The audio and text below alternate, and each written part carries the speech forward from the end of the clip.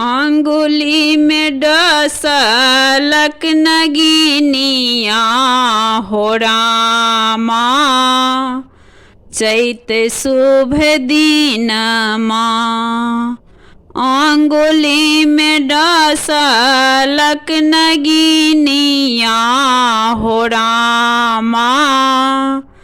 चैत शुभ दिनमा के मोरा जाए त बैद बजाए त के मोरा हरत दरदिया हो रामा।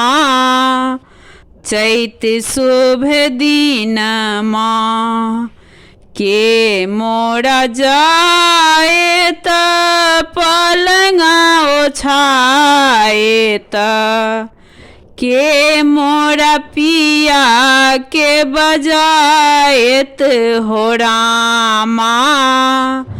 चैत शुभ दिनमा बाबा मोरा जाए त बैद बजाए त आमा मोरा हरत दरदिया हो रामा।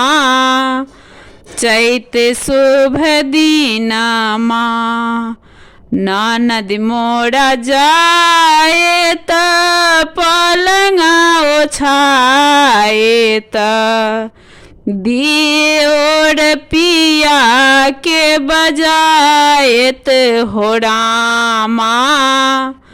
चैत शुभ दिनमा देबउरे कागा दही चूड़ा भोजन हमरो समाधान ने जाहा हो रामा।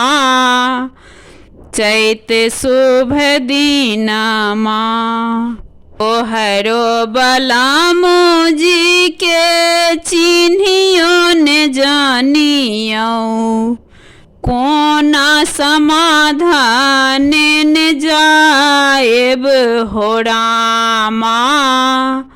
चैत शुभ दिनमा हमरो बलामो जी के मुठी एक डाँड़ छानी दुआरे चनना के गाछ हो रामा।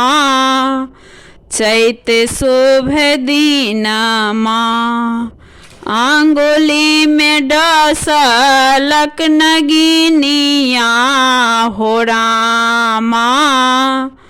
चैत शुभ दिनमा अंगुली में डसलक नगिनिया हो रामा।